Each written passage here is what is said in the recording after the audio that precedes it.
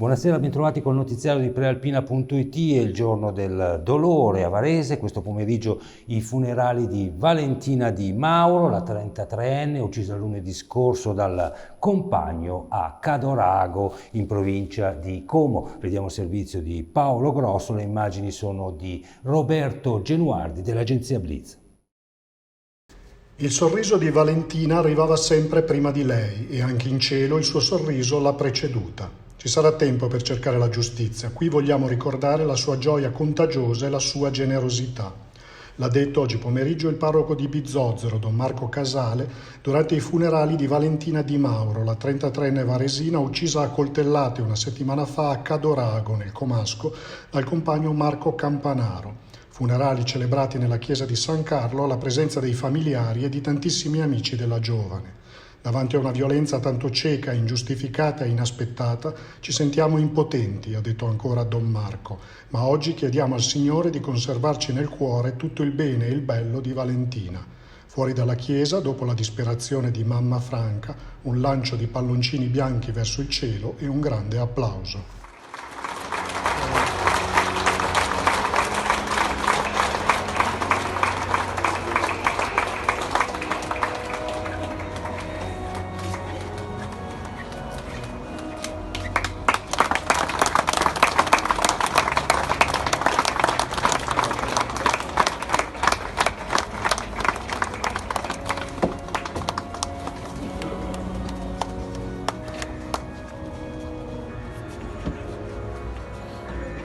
Fatta amare da tutti mia figlia, era un angelo, l'amavano tutto il mondo. E sentiamo ora le parole del sindaco di Cadorago, Paolo Clerici, che era presente a Varese al funerale. Le immagini sono di Roberto Genuardi. Abbiamo proposto dalle associazioni, il Comitato dei Giorni, gruppi di cittadini, dovremmo valutarli anche con la famiglia, sia per fare un evento, sia per fare un ricordo che sia degno di questa persona e che dia un senso a questa morte che secondo me è una morte di un barbaro vigliacco, perché una cosa così la nostra comunità assolutamente non se l'aspettava. Quindi è una... E ora la cronaca: il comune di Nerviano si costituisce parte civile nel processo per l'inquinamento alla cava Villoresi. Vediamo di cosa si tratta nel servizio di Luigi Crespi, le immagini sono di Walter Todaro. Il comune di Nerviano è pronto a costituirsi parte civile nel futuro dibattimento penale sul caso della cava Villoresi. Nei giorni scorsi i carabinieri forestali avevano portato alla luce uno smaltimento illegale di tonnellate di rifiuti avvenuto proprio sul sito di Nerviano. La conferma della decisione di costituzione di parte civile arriva dalla giunta comunale del sindaco Daniela Colombo, che era stata invitata a percorrere questa strada dal circolo locale di Legambiente, fortemente preoccupato per gli sviluppi dell'inchiesta che il mese scorso aveva portato i militari a dare esecuzione a 5 misure cautelari e al sequestro di beni per 16 milioni di euro. Alla fine ben 26 persone sono indagate oggi dalla Procura di Milano. Secondo le accuse mosse dalla Procura, la cava di estrazione di sabbia sarebbe stata utilizzata per smaltire illecitamente ingenti quantitativi di rifiuti terrosi e da demolizione edilizia. Già nel novembre 2021 c'era stato un sequestro preventivo dell'area. Secondo gli inquirenti, i rifiuti venivano intombati e riutilizzati illecitamente nel sito. Si parla di oltre 800.000 metri cubi, più di 1,5 milioni di tonnellate di rifiuti terrosi e da demolizione smaltite illecitamente nella Villoresi.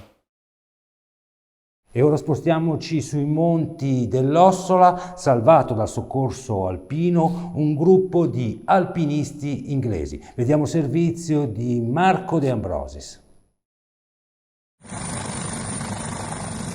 Un altro incidente in montagna ancora in Alta Valle Antrona. Protagonista della disavventura questa mattina un gruppo di alpinisti olandesi, tutti sui 30 anni, che erano partiti all'alba per affrontare la via normale al Pizzondolla. La comitiva aveva trascorso la notte a bivacco città di Varese, intenzionata poi a compiere la salita della montagna simbolo della Valle Antrona. La via normale che porta in vetta non viene definita tecnicamente difficile, ma si tratta pur sempre di un'ascensione riservata a persone preparate e ben equipaggiate, poiché si sviluppa in un ambiente particolarmente severo. Fatto sta che tutto d'un tratto si è verificato un incidente con uno degli alpinisti che è stato colpito al capo da un grosso masso che si è staccato improvvisamente. Subito è scattato l'allarme, sono state attivate le squadre del soccorso alpino civile di Villa d'Ossola ed è pure stato inviato in quota l'elicottero del 118. L'alpinista, cosciente ma con un trauma alla testa e gravi ferite ad una mano, è stato quindi trasferito all'ospedale Maggiore di Novara, in codice giallo. In seguito è stato tratto in salvo un secondo compagno di escursione, in codice verde, per lui solo lievi traumi. Infine, 4 volontari della stazione di Villa d'Ossola del soccorso alpino sono stati ritrasportati in prossimità del luogo dell'incidente per occuparsi del rientro in sicurezza del gruppo dei compagni dei feriti. E sempre in tema di salvataggi, vicenda a lieto fine per 2 ragazzi che poco prima della mezzanotte si sono tuffati nel lago Maggiore per una nuotata fino all'isola Bella, ma non sono tornati indietro e gli amici hanno così allertato i soccorsi. È stata una notte di ricerche da parte di vigili del fuoco, dei carabinieri di Stresa e della Guardia Costiera nelle acque davanti al lido di Carciano a Stresa. I 2 giovani sono stati trovati qualche ora dopo dalle squadre dei vigili del fuoco appunto sull'isola d'Elba. Erano stanchi e infreddoliti ma in buone condizioni. Una goliardata che poteva però costare cara. Maggiori approfondimenti si possono leggere su prealpina.it. E ora nell'Alto Valesotto, Monteviasco ancora senza funivia, ma i residenti hanno raggiunto il borgo con l'elicottero. Vediamo il servizio curato da Simone Della Ripa. Monteviasco da sabato ha una trentina di residenti in più. Molti di loro sono gli abitanti delle seconde case che non mettevano piede nel borgo tra Veddasca e Dumentina dal novembre 2018, anno in cui la funivia è stata bloccata dopo l'incidente mortale occorso al manutentore. Per salire in vetta è stato utilizzato un elicottero che a più riprese è arrivato alla stazione di Ponte di Piero, ai piedi della montagna, a prendere degli emozionati abitanti che hanno ripopolato il borgo per almeno un mese. Ad organizzare questo speciale trasporto è stata l'associazione di promozione sociale Monteviasco, Borgo e Natura, che ha trovato alcuni fondi, mentre un'altra parte di contributi è stata elargita dall'Unione dei Comuni Lombarda Prealpi.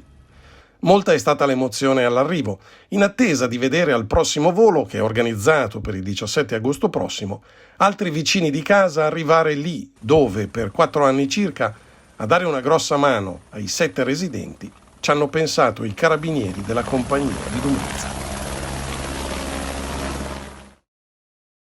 Spostiamoci a Varese, dove oggi è stata presentata un'interrogazione al sindaco sulle condizioni ritenute indecenti delle isole ecologiche interrate. Vediamo il servizio della redazione. Le isole ecologiche interrate? Indecenti. Come quella di Biumo Inferiore, da anni transennata e ora colpita anche da ironia, un cartello che la indica come sito UNESCO. A sollevare il problema delle isole ecologiche a Varese è stato oggi il consigliere comunale della Lega, Stefano Angei, che ha presentato un'interrogazione alla giunta comunale. La situazione viene definita indecorosa e il consigliere della Lega invoca soluzioni urgenti. O il comune le sistema oppure provvede a rimuovere e a ristabilire un minimo di decoro, perché è intollerabile che questa situazione continui a persistere. Le isole ecologiche interrate non sono più utilizzate da anni. A Casciago una serata di fuochi intorno alla festa di Sant'Eusebio. Alle 23 sono previsti i fuochi artificiali. Sentiamo il servizio di Marco Croci, le immagini sono dell'agenzia Blitz. Dopo 2 anni di limitazioni e rinvii provocati dall'emergenza Covid, la festa di Sant'Eusebio torna alle origini. In questi giorni a Casciago va in scena uno degli appuntamenti più sentiti dai residenti, ma non solo. Tra bancarelle e fuochi d'artificio, questa festa è sempre stata un evento clou dell'estate alle latitudini varesine. Dopo la serata di ieri dedicata alle funzioni religiose, con la fiaccolata arrivata da Vercelli, dove sono conservate le spoglie di Sant'Eusebio, e l'incendio del pallone, oggi la festa prevede bancarelle, banco gastronomico e alle 23 i fuochi d'artificio. Per l'occasione le strade intorno alla chiesetta millenaria saranno chiuse al traffico e buona parte della viabilità di Casciago sarà modificata. Questa è l'ultima notizia, vediamo appuntamento col TG delle ore 19 domani. Una buona serata.